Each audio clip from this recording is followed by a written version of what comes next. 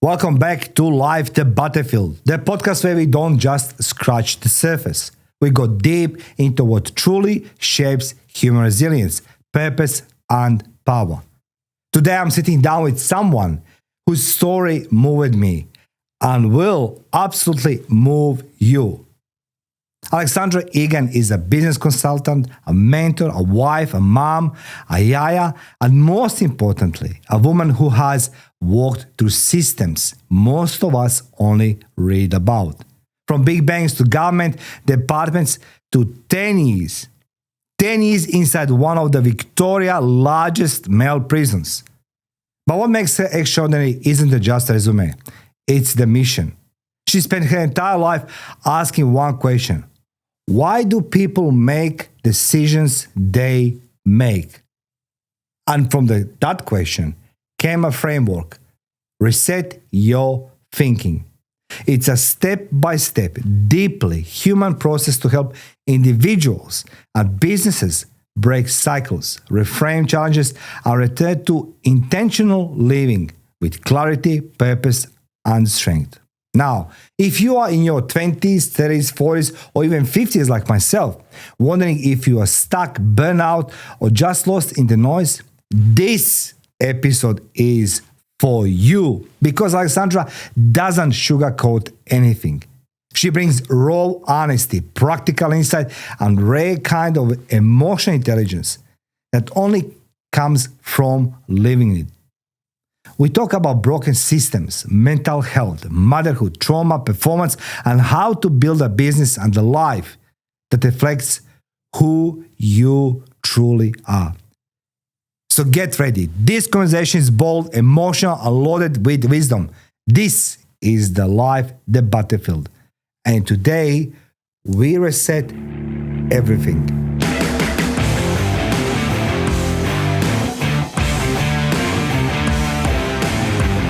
Alexandra, welcome to Life the Battlefield, and thank you for finding time to talk to you to talk to me today on a podcast, Life the Battlefield. Alexandra, I've done an introduction of you, and I think that the audience is very keen to know from you, who is Alexandra Egan?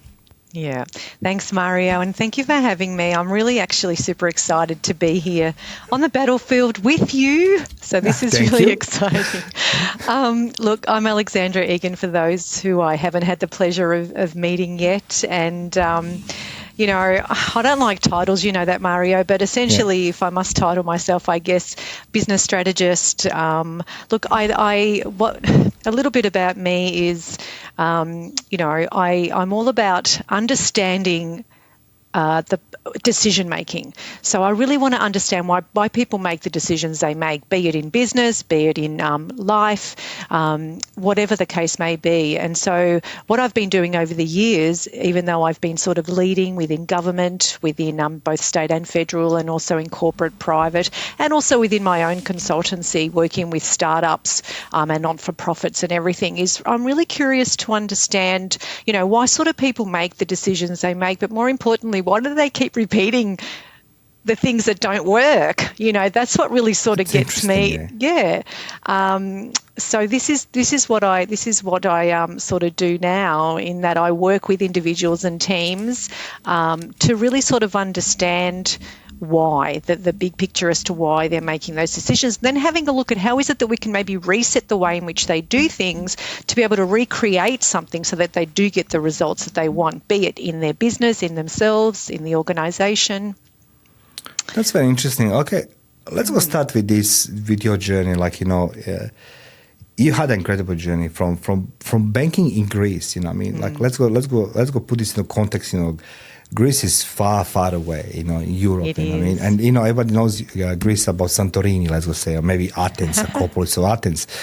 But you done the banking in Greece. Then you work in totally different environment, prisons, right? And I try to understand what threads ties all together. Like, you know, that's my question. Like, you know, Greece banking, you know, I mean, being the female employee of the bank, to being the female employee in a prison in Victoria where you now. So what all this ties together? Yeah. That's a really great question. And just to sort of, I did banking here and then actually went to Greece and I taught in Greece. And then came back, obviously, and worked in banking here and then in prisons. And what tied that thread together for me was my deep belief in transformation, deep transformation, and empowerment. So whether it's working in the banking industry, whether it's working in Greece, whether it's working within a prison system, my passion has always been about, I guess, identifying firstly individuals and people's strong, skills or their abilities, but then also too about creating opportunities for people to be able to sort of grow and change. But they've got to be able to see that first, right? And if they can't see that, then there's no way that they'll be able to sort of grow and change and shift their way of thinking. And so I've always been drawn to systems because let's face it, Mario, systems are what creates everything, whether it's in banking, whether it's in teaching, particularly in the prison system. There's a massive system there, right? So ultimately, there is a need for better processes because let's face it, if we have a look at the statistics, particularly within the prison system and the recidivism, that's telling us a story right there in terms of the processes. If we have a look at the statistics when it comes to retention within the workplace, that tells us a lot about systems as well.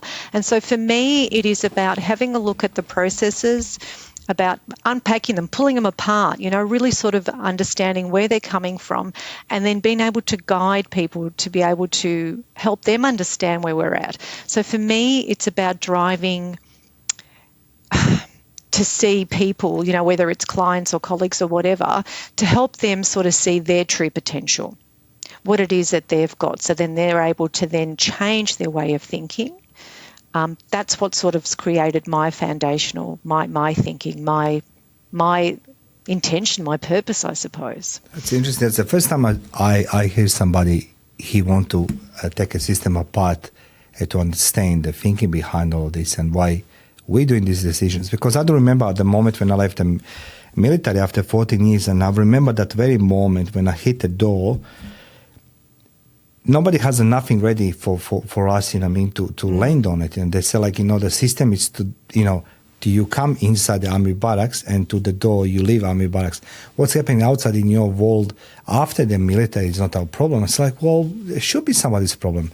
So thank you, Alexandra, for standing up for the underdogs, because you do standing up for underdogs. And this podcast, it is up exposing the false gurus and everybody else, but you are standing for underdogs. Why is that? Why the Alexandra Egan stands for those who can't fight for themselves? Yeah, that is such a great question and it's such a personal question for me, and it's a triggering question actually, Mario, because for me it's I guess reflecting on my own journey of how to stand strong, I guess, to my own truth and to my own self and to my own worth, even if it means sort of going against the grain, which not enough of us do. There's so many people who follow versus so many people who sort of go the other way, right? We just get into this automated way of thinking. And so I've sort of spent so many years, I guess, developing my skills from when I was a little kid. I think I shared this story with you a while ago in that when I was born in Greece and grew up there with my grandparents and then came to Australia and then, went to an English school and I had no idea of how to speak the language.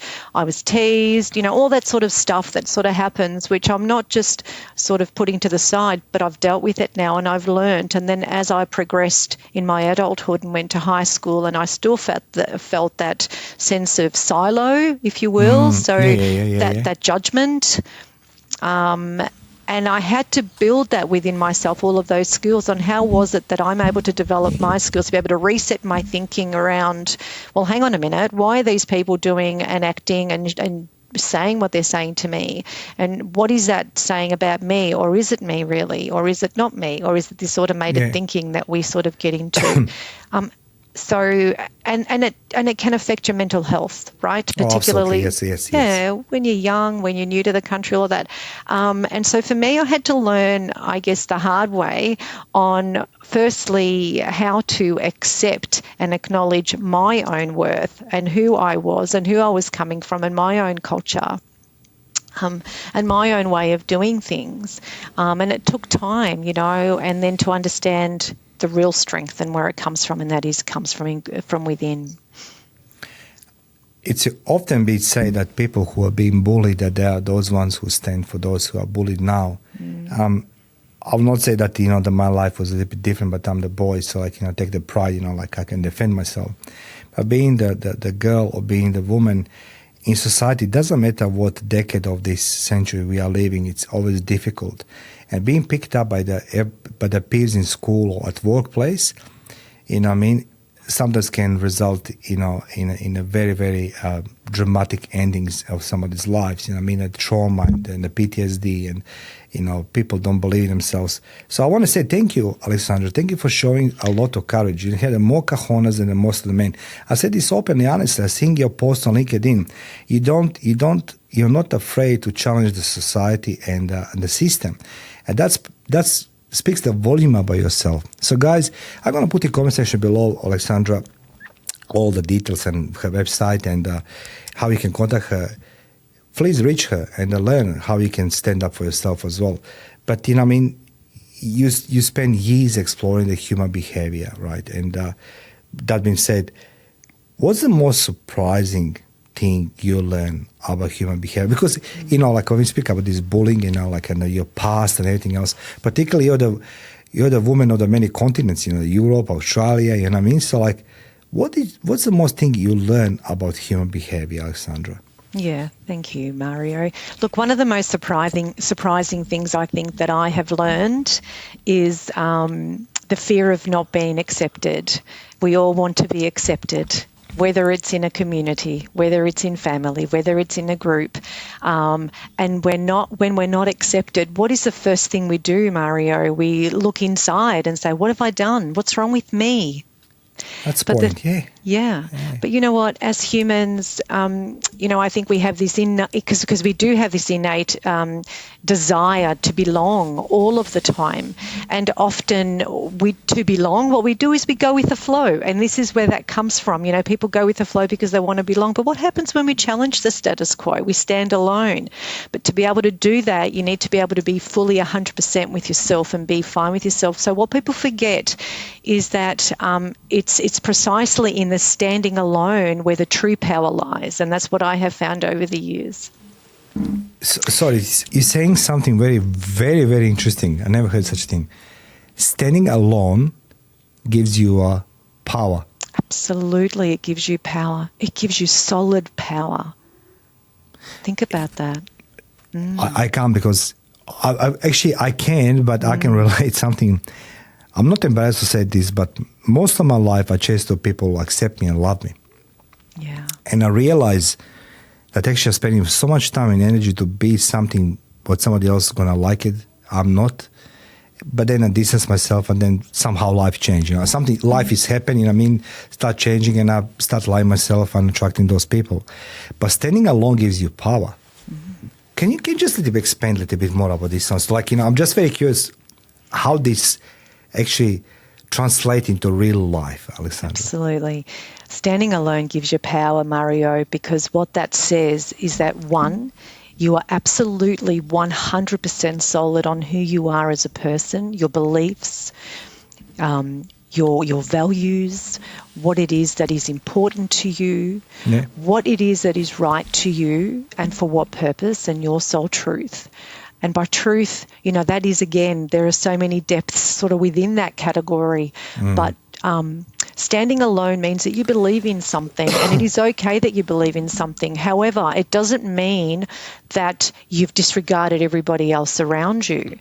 So, for an example, when I had made the choice, because it is a choice that we make, it is a decision that we make to stand alone, It doesn't mean that you've rejected everything and everybody around you with the culture that you've grown with, or whether it's a culture at home or within the workplace. It just means that you understand all of that and you've accepted it. But then you've got your own beliefs and your own opinions about things, and that is okay.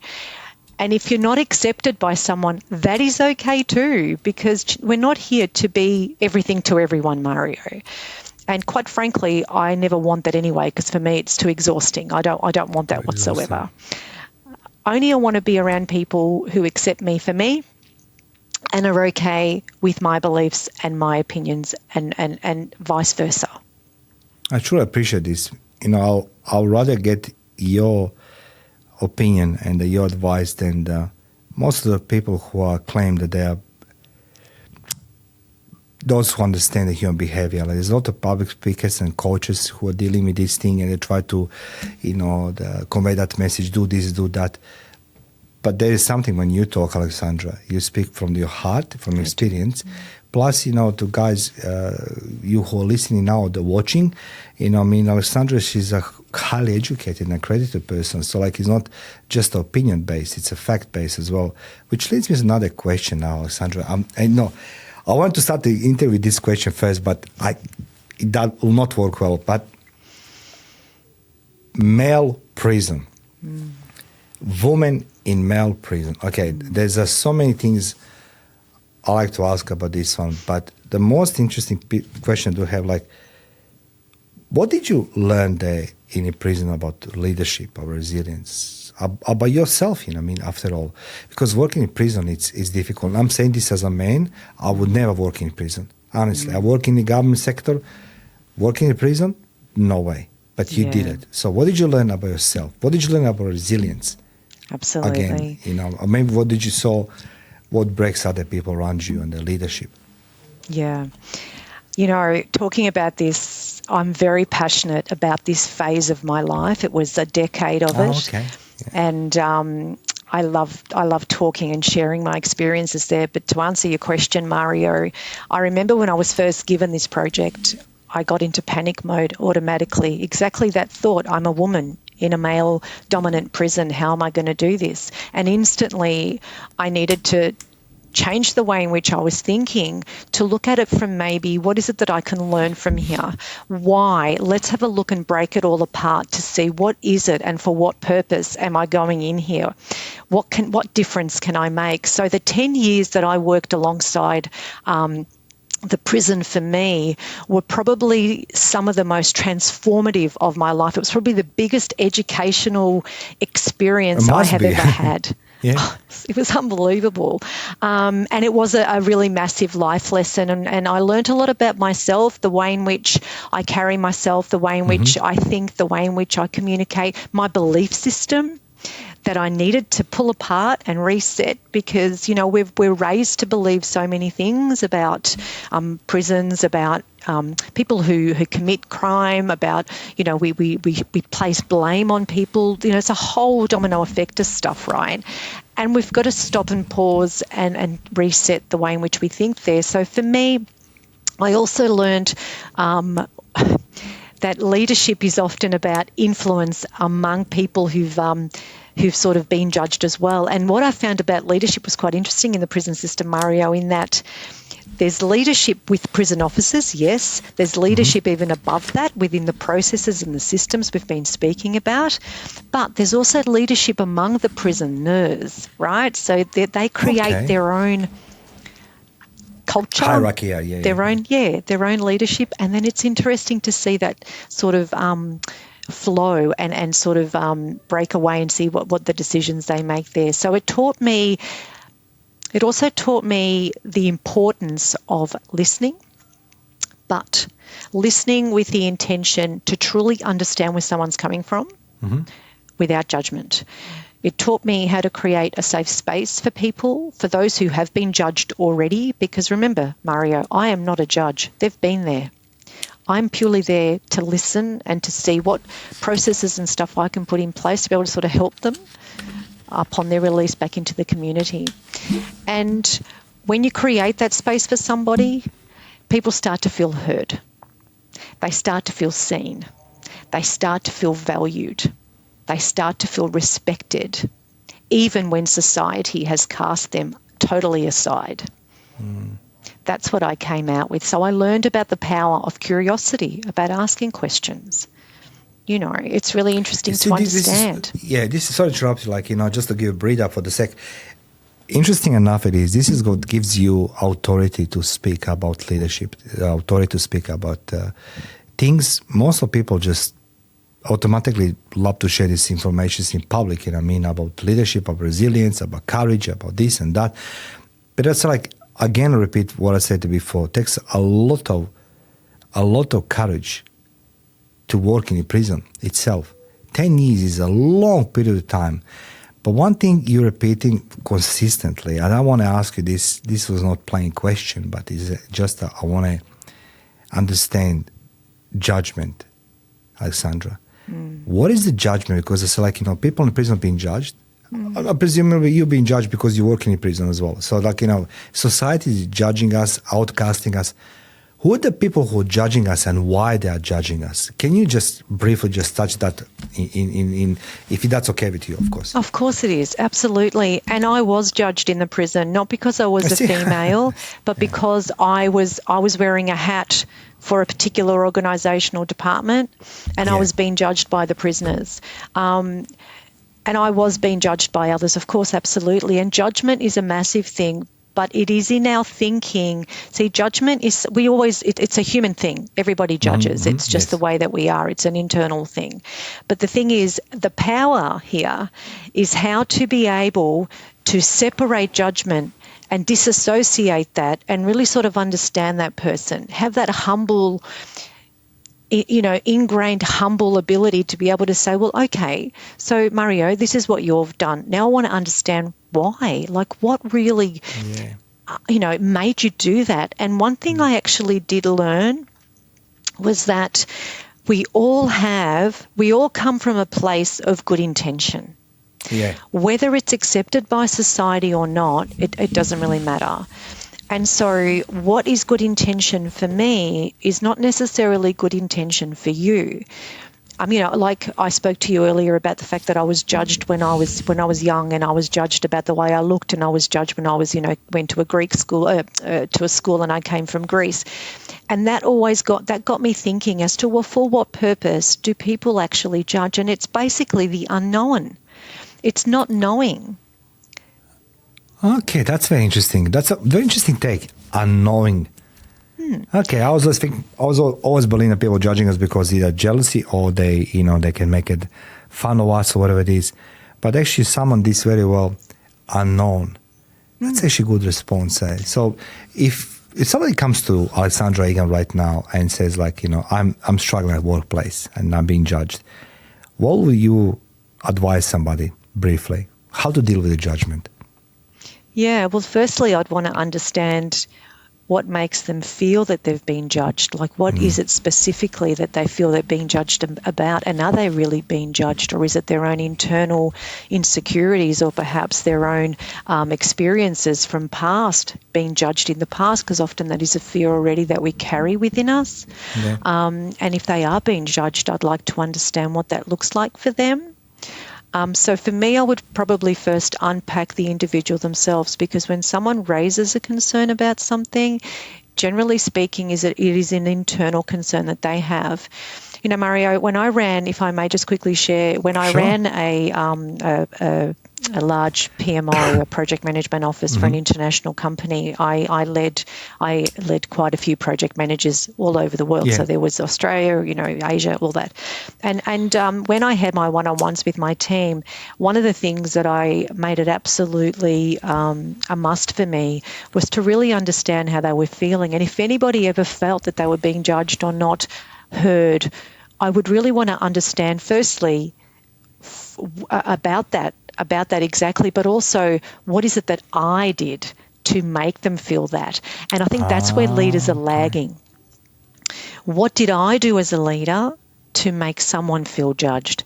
I then need to look at my own, internalize it, and understand, well, maybe I need to change something. Have I not said something, or have I said something? Have I done something, or have I not done something? So That's to answer the That's question, it's not, unfortunately, there's so many moving parts to that question, and there are so many different, there are a lot of, there's two people involved in that, possibly more, but it always starts again from self. And if you can stand solid on yourself, it doesn't really matter. People can judge you, but when you are 100% about you, that's them. It's not a you thing, it's a them thing, and it's about delving deep and getting curious. I'm grateful that you answered this question, because I never spoke to nobody how to deal with judgment, and I'm a stage in my life where I couldn't care less anymore. And I think myself, how much time I spend in my life satisfying other people and justifying myself that being judged, what they judge me for, is not true or is not appropriate and all these things. But then you realize actually you wasted your own time and your energy on things shouldn't make the difference in your life, which brings me now your tool, reset thinking, right? Now, this is your baby, this is your passion, everything else. And, I don't hear that often word reset, or resetting something. So I want to ask you, what was the spark or idea behind that reset thinking? Yeah. Why did you start doing this? Okay, I understand now that you have a lot of experience, work experience, you have a lot of credentials, academics, and what was the idea to create this thing, that reset? It's a big, powerful word. It is, Mario. I get into a habit of keeping diaries. So, and I've been doing that since I was a very young child. And I keep them everywhere I go. I've got books everywhere. My husband says, oh, my gosh, how many notebooks? Anyway, what I did with them, notebook in the car, in the shower, on the toilet, you name it, I've got them right there. I'm sleeping, I wake up, I go to the notebook. Where I'm going with this is that as I started to grow up and sort of started to understand life a little bit differently, a little bit better, I assessed all of my notes. And what came out of that was one thing. Is about resetting the way in which we think about things. And so I got thinking about all of my journey, whether it was at school, whether it was in the workplace, relationships, whatever the case may be. It is really about how is it that we can reset our thinking about things. So it has come from childhood experiences. It has come from my, going to Greece on my own at the age of 21 and then thinking, well, what am I going to do with my life here for 3 years? That sort of stuff. Yeah. And it has come from every step that I've taken. And so for me, after researching that, I realized that how I needed to, when it was the normal, it was sort of, that's exactly what came out, reset. I wanted to be able to create something from that is tangible. Because, as human beings, we need to know, well, how do I do that? What are the steps? People want it easy. We want to make things easy for people, especially we've got so much going on. So I've created this framework. And I know, we hear frameworks all the time, but I really believe in my framework because it's helped me. It's helped me in every part of my life, and I've used it. And so what I've done is I've embellished it over the years, and I'm continuously embellishing it and growing it and improving it as I learn. And so in the process of doing this, I've started to understand more of what they mean. So really it's like an acronym, if you will, and so I tailor it based on the situation. And I taught my staff when I was working in different areas as leaders, I shared it with them and said, every time you have a situation, you have a challenging situation, whether it's with an aggressive customer, because again, that's deep, aggressive customers, there's a reason for that, or with an unsatisfied customer, or you've got an interaction, a conflict interaction with your leader, for example, or you've got an issue at home. I want you to pause for 1 minute and have a really good think about how it is that you can reset your mind. So reset could be recognize, for what purpose is it making you feel like that right this minute? For what purpose are you thinking about that right this minute? For what purpose are you judging that person? Then I want you to evaluate your belief system. I want you to go through and really, really evaluate it. Where has that thought process come from? Where has that judgment come from? Where's that feeling come from? You've really got to dig deep and evaluate yourself. We don't do that enough, Mario. And then for you to get a different result, I want you to set the tone differently. Change it. Set it differently. What do you want the result to be?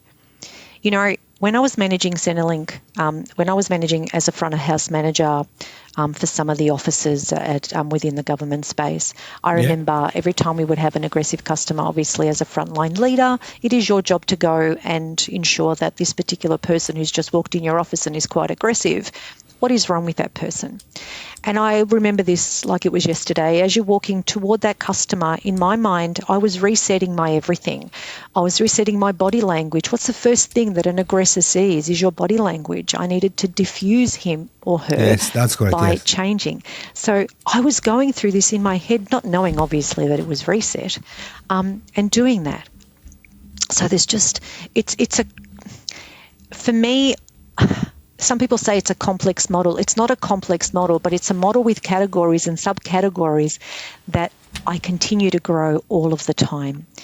And in fact, that's very interesting. So like you say, it's not a surface tool. So how this helps to organizations or people if it's not surface tool? And one thing I say, what I'm admiring about you, Alexandra, it's like you don't talk the theory. Like, most of people love to talk a theory, what should be done and why should be done. But you're talking about how. And that's what for someone like myself, the military man, I learned in military not just a theory, but need to learn how to do things. So like how this tool helps individuals, organizations. Yeah, it helps them to pause and understand their own beliefs, what it is that they're telling themselves. It gives them the steps. So when we pause, because what happens, we're in auto mode all of the time, aren't we? When something happens, bang, we react. When we feel hurt, bang, we react. When someone says something to us, we react. When someone does something to us, we react. But what if we stopped for 1 minute and really sort of understand ourselves? Can you imagine what the world would be like if we took a minute to really sort of understand why are we making that decision, or why are we reacting this way, or why are we doing that? If we really stopped and thought of that, that would then give us the steps to how to do the next thing and the next thing, and maybe change what it is that we want it to be. I hear so many people complaining about things all of the time. All of the time, right? Of course, yeah. Regardless, we had the election on the weekend, same thing. I'm not going to go into the politics, but all of that stuff. So, and my first question is, well, how would you like it to be? Well, like this. Well, tell me, what have you done so far? Well, this and that. But for what purpose have you done? Has it worked? No, it hasn't. So then why do you keep doing this? What if you did this? And so giving them, it's in the questions that we ask. So I do provide people with the questions. As you say, I don't like to just say, do this, and go and do it. It's about for what purpose are they doing it. So really sort of getting curious. And when we get curious about ourselves, we don't ask enough questions about ourselves. And they've got to be lateral questions. Lateral. We've got to always go lateral, not literal, because when we start to do what we've always done, it's, that old saying, insanity. It is about looking at things from a different perspective and being okay with delving deep and analysing stuff and looking at what you have done. Historical analysis is massive. It's not just about, it's not just in schools and it's not just in work, but it's even in yourself. Have a look at what's happened in your world in the last, or in your life in the past. Has it worked? Has it not? What actions have you taken? What can you change? One of the things, Mario, I hear a lot, and it really saddens me, is happiness. People say, why is that? People say, I'm not happy. I'm not happy in my job. That's I'm not true. happy Sorry, in my role. yeah, that's true. Yeah. I'm not happy with what I do. And I'm just in the process of actually publishing my next book, which is called Too Strong to Stay Silent and Too Free to Be Controlled. Reset Your Happiness. And there is where I share a lot of deep stuff about, well, why aren't you happy? I remember working with this fellow once, and he was in an industry. He was there for 20-something years. And I remember him saying to me, because I was moving on to another career, and he said, I'm not really happy here. And I said, well, why are you still here then? I mean, there's so many opportunities for you. You've got so much experience. Because I'm this age now, and that's it for me. I said, are you kidding me right now? Like, how are you not making a difference? You've got another 15 years, and you're going to stay here and be unhappy? People need to start. Interesting enough, we discussed this, just before I hit the record button. And one thing I ask people who are traveling in Thailand now, and it's like, why are people here in Thailand happy? Not just Thai people, but everybody around us seems to be doing the right thing. Everybody try to be happy, enjoy the time, and the list goes on. And one of my colleagues I was traveling with, he says, like, I think this is the land of misfits. And I was like, and I said, what do you mean? He's like, look, Mario, I think that everybody comes here as an individual, and actually they try to like reset themselves, because Thai people are generally speaking, they're very warm people, heart open, and I really was finding very surprising, like even the country is not a quite wealthy country, the people are very welcome you and in their lives, and they're warm. And I said, land of misfits. And the truth it is that actually we are all deep inside, we are unhappy somehow. And we come into places where we need to reset ourselves. And somehow the people adapt themselves to the environment where they are, and they start being kind to each other. Like, I didn't meet one angry person, like literally, nobody. And now he's saying happiness, like somebody was with us, was very unhappy because we come back on Sunday, but on Monday he says they're going to be made redundant. So he was unhappy with that one. I said, like, well, look, we all go through stages in life, so it's going to be something else. You don't understand. It's like, man, being unhappy is a choice now. Don't transfer this on me. So thank you for clarifying this, but let's talk about mental health. We touch a couple things, and as we conversing, you and Alexandra, I have a couple more additional questions at the end for you. So, like, you're brought into Greek background community, right? And I truly believe that mental health was not being discussed in family, right? Particularly in early ages of our lives. So, how did you challenge that narrative as a female? That mental health in family, particularly in a woke family or a Greek family. Well, mental health, and I'm not, and I just want to put a caveat out there that a disclaimer that I'm not a psychologist by any means, but for me, it's all about my experience and the experience around me. Yeah. But mental health, because I had gone through a very depressive state. I think I shared that with you in a personal situation I've said a very long time ago, Mario. But I think it's really, again, understanding, and it is a skill that needs to be developed. Not all of us have the ability, and not all of us know how. It's that old saying, we don't know what we don't know. But it's really about understanding, well, for what purpose is it that we feel the way we do in that moment in time. Now, if I may just use the example that you said about the fellow that you were speaking with that said that he had just been made redundant. Yes. That could go either way. That could go and turn into a depressive situation where someone feels down, their life's over, what are they going to do? Or if we flip the switch for one moment and reset the way in which we're looking at that. So, that old saying, what we focus on is what we get to the exclusion of everything else, right? Interesting, yes. Yeah, so maybe if we focus on, this is wonderful. I have just now become redundant. I have had all of these years of experience and skills. I wonder now, with all the skills that I've had, what can I do next? How is it that I can contribute? How is it that I could contribute to community? How is it that so mental health right there, we've shifted. So it's really about being able to sort of shift from a cultural perspective, from a perspective of, a strict background where I've come from. I think it's really, again, about pulling away. And for me, it was about understanding myself. That didn't happen overnight, by the way. That took a lot of heartache, a lot of trauma, a lot of isolation. I isolated myself, a lot of digging deep and really understanding what I wanted to achieve in life, and for what purpose, who I had around me. So there was a lot of questions. Do you believe such out do you believe that family is actually it's a stepping stone for our happiness, for our reaching the clarity of the purpose what we want to do in life? I mean, great way to think about that. Yeah. My father was always telling me, men should not cry, men should do this, men should feed their family, men should do this, And he was quite happily sharing his happiness with me via belting me and breaking stuff on me. But that's his type of the love he was doing. But one thing actually sunk me to the bottom of my life when the war started in ex-Yugoslavia. My father dumped me, he left, and I said to myself, that all values you try to insert into me and telling me how I was never good enough for him, and that now suddenly you left me and you told me how men should be the alpha male, should be do this, should do that, but you left me as your child, 18 years old. And so from that very moment, I never recovered even today because, everything was standing for, was trying to instill into me.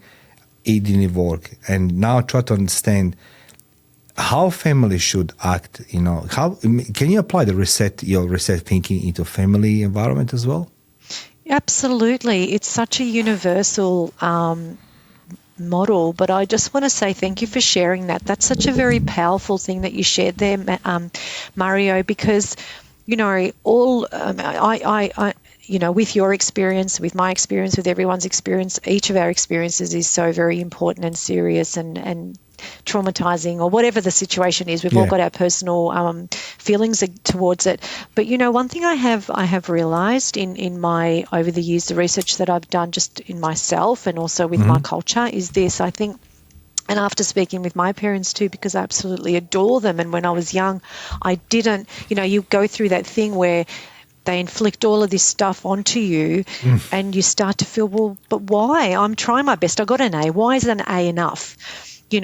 But it's their way of, I think, from what I understood with my family, it's their way of not wanting you to be like them. So they start to say all of these things and pour it onto you. But unfortunately, the way in which things are articulated make me feel, I'm not going to speak for everybody, so I'm not going to hijack people, but made me feel, for example, that I wasn't good enough. But that wasn't their intention, right? So their intention was, basically, in a nutshell, I don't want you to be like me. I want you to be different. I want you to be, smarter. I want you to, but it didn't mean that I wasn't smart, but it was their way of saying it. And, unfortunately, the way that they articulated the words weren't, I suppose, articulated in the right way. But I agree with you. We don't know what we don't know. You said about men before, and I can't remember I think you said the prison and, when you go, males are a bit different and so forth. I have to disagree and challenge you on that one, because we are raised to believe that males are the stronger sex and males, can and deal with things differently and aren't meant to hurt and aren't meant to cry and all this stuff. I disagree with all of that, because we're still emotional beings. Yeah, we are. Yes, and it is okay to feel all the feels, even as a male. It's okay to feel vulnerable as a male. It's okay to be scared as a male. It's okay to all of that and more. And it's okay to not be able to deal with stuff. There's nothing wrong with that. This was this is why my conversation with you, it's I said that in opening, it's going to be emotional, it's going to be raw, there's no sugar coating. And I'd rather take your lead than anybody else, because it's coming from the person who lived that life and somebody who is an expert in field of assisting people to reset themselves. Now, you say that you help businesses to reach the high performance, reduce the bottleneck and everything else. However, you say that everything starts with the people. My question is why all these so-called leaders overlook that, that the people are actually should be looking to, not just processes, procedures. So how do you help this, to create more high performance, better performance in workplaces by looking to the people? Yeah. No, that's a great question. So leaders, and here's the thing. what's leaders? Leaders, it's just a title, and I think I mentioned in the beginning. Thank you. That's it. That's exactly right. And I thank you, Alexandra. It's so true, Mario. You know what I mean? Like, we put all these titles on people, and often they say to me, "Oh, what title are you going to put on your LinkedIn headline?" Well, I don't want to put a title on there. If I was going to do what the Alex does, I just want to go against that. I don't want to put a title on there. That's just I like you, because you are the little rebel, which I like it. You're standing for those who don't have the voice. Sorry, interrupting you. Yeah, no, that's fine. And I challenge it intentionally, strategically, because that title almost limits me. I'm not just a business strategist. I'm so much more than that. The leader is not just a leader. There's so much more than that. And so what happens within a leadership space, and from my experience, having been led and having led, is that, when you get these leaders that unfortunately aren't able to lead in a way that their people need to be led, is because they don't have the skills. It's either because they've just been promoted because there was no one else. It's they've been promoted because they've known these people for so long and they've worked together, so it's only fair that we give it to Mario and not Alex. That doesn't make sense to me. Leadership needs to be pulled apart and really understand, well, what is the true meaning of leadership? Let's be frank. Yes.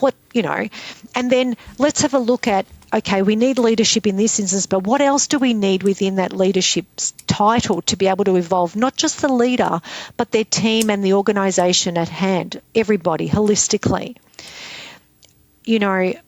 I have had, when I was managing an organisation and a team of people, one of the things that make me really happy is when I get these calls and they say to me, Alex, since I've left, why is it that we can't get a manager like you? I sit down with my manager, and I'm not big noting myself. I'm saying this for a reason now, so please don't feel that I'm big noting myself. But one of the comments that was made, Mario, is that you actually listened and you allowed me the opportunity to show up. Yeah. You allowed me the opportunity to do something and get it wrong and be okay with that. Yeah. Whereas other leaders and some leaders are like, this is what you've got to do. Why haven't you done it? Why is this not that, blah, blah, blah. Why haven't you met the KPI? Why haven't you met the target? Well, hang on a minute. What are you doing as a leader to ensure that they're actually meeting those targets? Are you providing the right resources for these people? Are you there and really listening? When you're doing the performance assessments, are you just going through the checklist, or are you actually putting that aside and just looking at that person and really delving deep into that person? So for me, and my experience in being led, it is about resetting your thinking. It is about being a leader who is okay to admit fault, okay to say that I don't know, okay to want to grow, and okay to allow and step back and build a team of leaders and not be scared to be overled by your people, because that is a true leader in my eyes, Mario. You reminded me of the one very, very, very great quote. And recently I was reading a book, The Power of Meat, of Joseph Campbell. And he says in that book, the leaders lead by the example. And that's what makes you, Alexandra. And I'm looking forward very much for the listeners and viewers to engage with you, because this is something I never heard before, that if by placing the title in front of my name, leader, you limit yourself. So you're not, as you say, I'm not just a business strategist, Mario. I'm just this and that. So I truly believe that people should listen to this and learn something, not just to learn, but apply this. Because in reality, titles can limit us in everything and anything. So that is very, very correct what you said. But, when you speak about workplaces, businesses, small or big, they all have a systems in places. What the business owners or the so-called leaders should understand about systems of the workplace. What is the wrong with the systems of the workplace? Or maybe what's the lacking? Or maybe what's the too much on the workplace when it comes to systems? Because you mentioned systems many, many, many times. Now I'm very curious. Small business, big business systems. Yes, no, and why? Yeah, we do have all these systems in place, or we learn that we need to. If we're a startup, for example, we have this, we've been told many times by all these different people, which is true, that we do need to have processes and systems in place. And then what people do, if they don't know, is they go and model a system.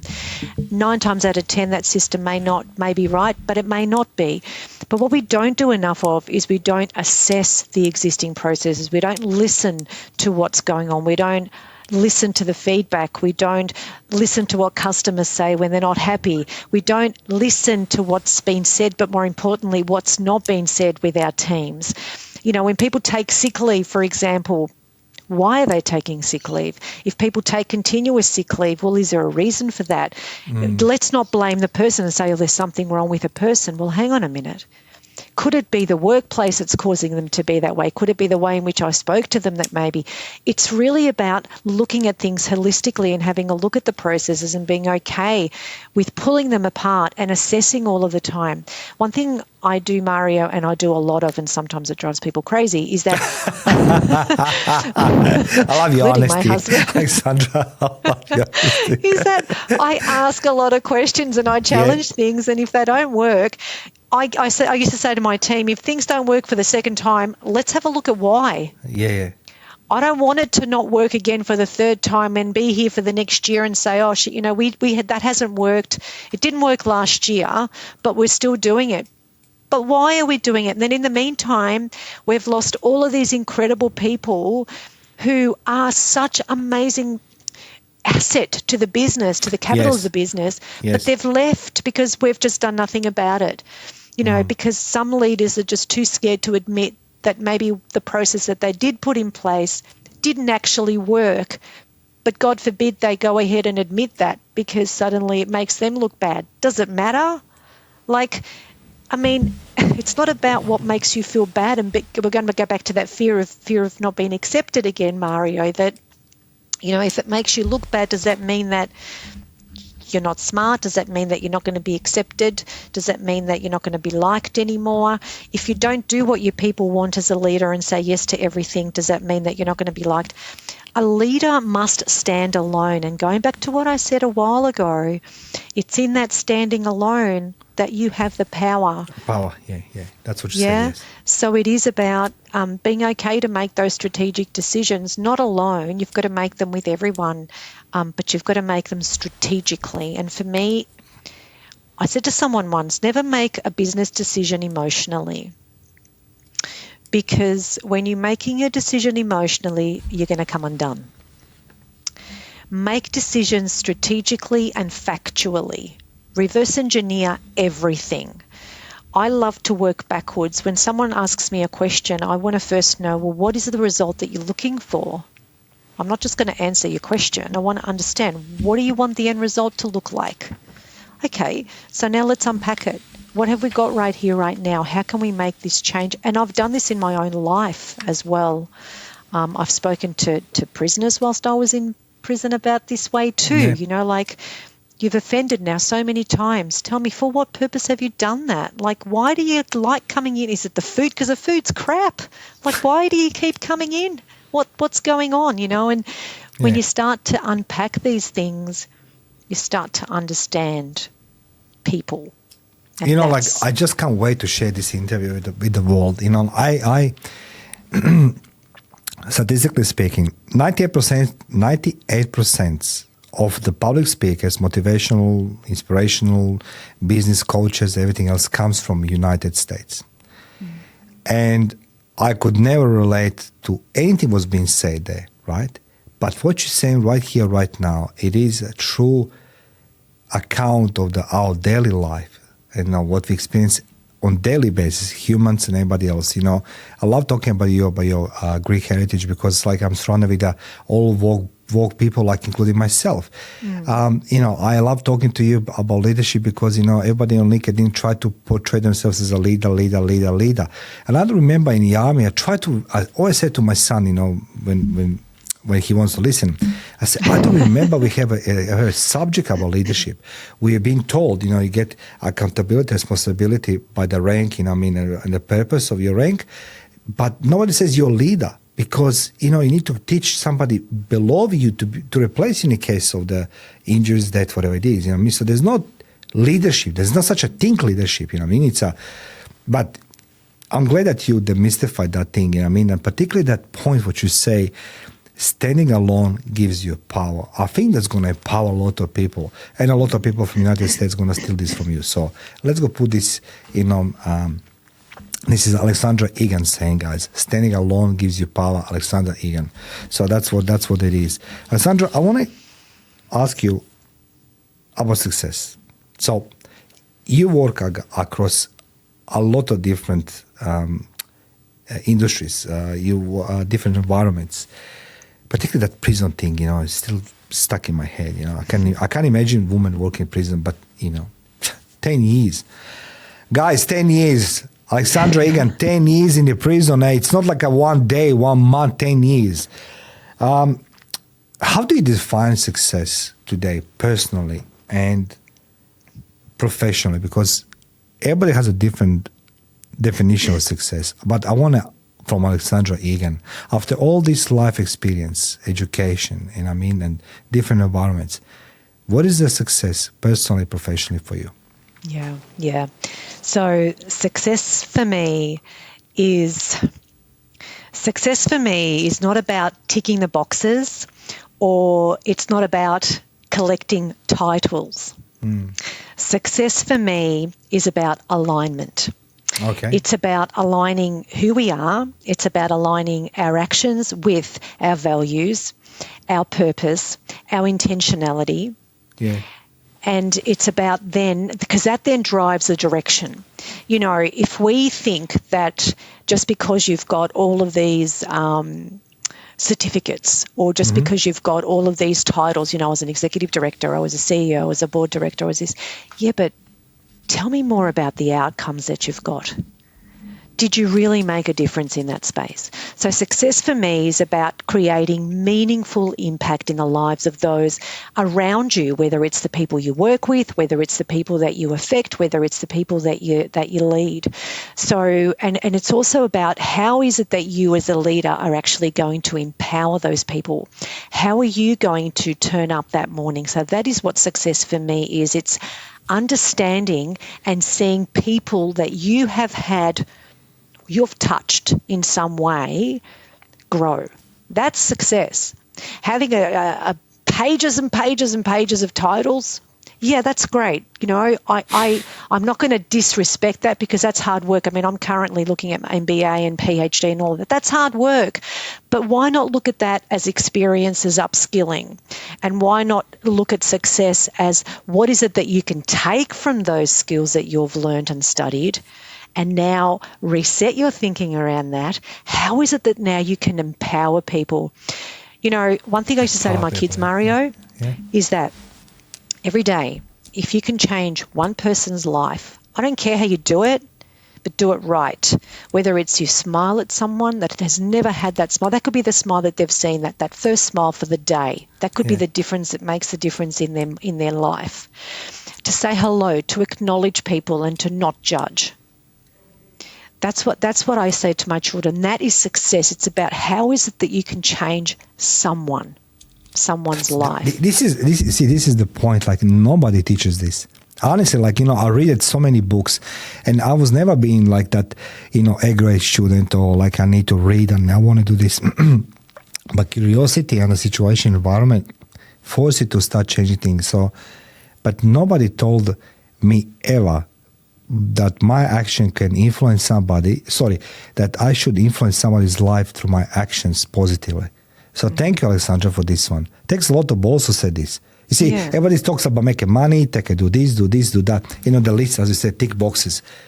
But nobody says, try to make positive difference in somebody else's life. You don't care how. So if we go back in time and we go to little Alexandra in Greece, right? If you can give yourself, young Alexandra, some advice from your R.E.S.E.T model, what would that be? What module would you apply from your R.E.S.E.T thinking platform right now to young Alexandra a few years ago in Greece? Yeah. That's emotional for me. Is it okay to ask this question? Of course it is. Okay. Of course it is. And I think it's a really important question. And for me, I would tell my younger self, Alex, it's okay. Don't be afraid to stand alone. It is okay. That's what I would say to myself. I would reset my thinking right now, and I would say to myself, accept who you are. It's okay with who you are. Stop seeking approval from others and realize that the fear of judgment is just a barrier to who you can truly become. That's what I would say to myself. I would say that it's okay for you to challenge the status quo. I would say to me, don't be afraid to fail, because failing is learning, growing, evolving, and standing alone. Trust that your journey will lead you to exactly where you need to be right now. And I would also say to myself, Mario, reset your perspective on failure, because that's massive. That is massive, and that's something that that's the message we should be actually, I think, sharing with the world, particularly in our education system, and what it is that we're teaching our children, in schools. And what are we teaching? That, like, you failed, that's bad. No, it's not. You failed. What can you learn from that right now? Okay. There's so much pressure. So that's what I would say to myself, and that I'm not alone in this journey, because for me, I would say that it begins with me taking the first step to reset my perspective and also reclaim my energy.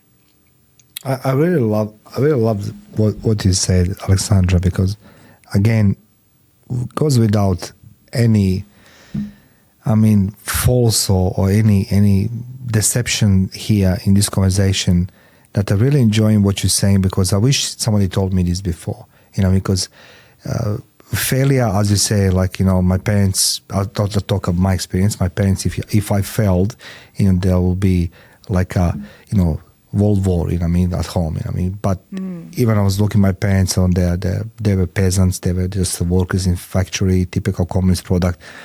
I always question myself, why you are against what I'm achieving or not achieving when you have the low income, you're just the workers.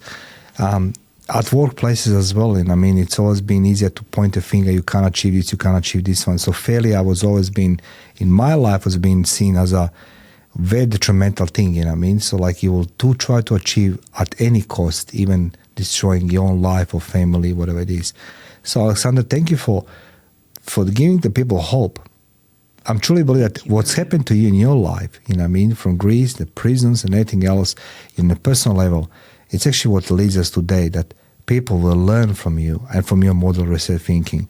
Now, our audience, it's aging between 20 to 50, and, everybody's facing in today's society, today's DNA age, a lot of burnouts and identity crisis.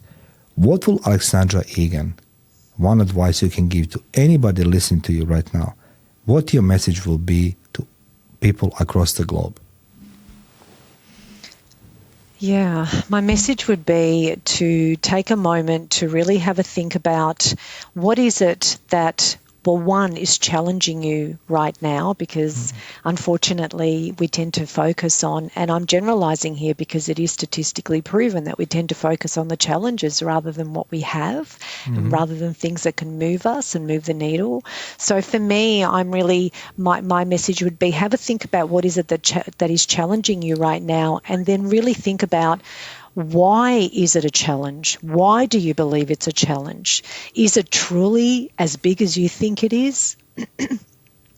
And if it is, let's break it down as to why you think it is, because we tend to dramatize things, and I mean that respectfully. We do that, you're right. You're right there. And we allow our fear and our doubt to get in the way. So maybe have a think about, is this really a challenge, or is it that you haven't accepted it as a positive yet? Because with every challenge comes an opportunity, So maybe have a think about what your life, what it is that's stopping you doing whatever it is right now, whatever the bottleneck is, and maybe challenge that and reset your thinking around that. You're the woman who has I'm going to say this publicly, I say, he has a balls. Honestly, I'm grateful that I know you. I'm grateful I have a conversation today with you, because as I said, it's not a sugar coating, it's a raw conversation. Everybody try to put under the carpet, try to define in different ways, and make it this looks good, appealing, everything else. This is the life, guys. This is the reality. This is the battlefield. And you have in front of you Alexandra Egan, somebody who lived that life, somebody who has a courage to stand up for herself and now educating everybody else. Before we wind up this interview, Alexandra, I have one more question for you. I mean, you're going to hate for this one. Your husband's going to love it. You mentioned this one, journaling, right? Okay. Journaling, yes. Journaling. I want to know from you, why is the journaling good and why we should do the journaling? I'm doing as well, but, for the purpose because I'm becoming older, forgetting things. But I think it's, I want to know from you because it's becoming like a trend, sort of do the journaling. But I don't care for the trend. I want to know what Alexandra Egan says about journaling. So your husband's going to hear this one as well. Yeah, I don't care about the trend either, to be honest. And the reason for journaling or writing things down for me is, one, it allows me to just release because, when I did start doing this, I felt isolated. I felt like I wasn't being accepted. So I just wanted to just release it and just put it somewhere, because one thing that I know now that I didn't know then, but it did help me, was when we write something, there is something that happens in our body scientifically that helps us feel better. Okay. And when we write it, we see it and we look at it differently and it makes it real.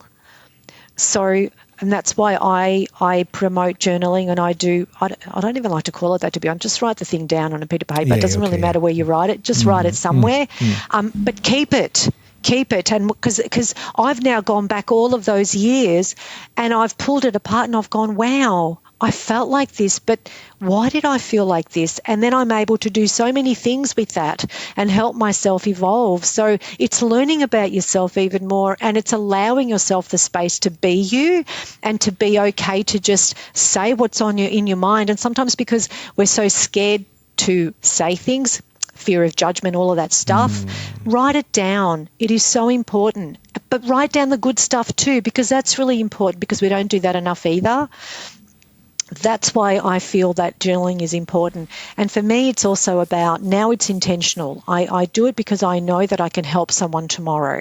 So with what I've gone through, like I might have we've had a couple of years ago, I don't know if I shared with you, my husband was diagnosed with pancreatic cancer. Yes, and we'll talk about this because I did want to ask this question. Yes. Yeah, and I wrote down everything that we experienced in that time, like there's a lot of things that come with that, like there's no work, he wasn't working, I was a sole income earner.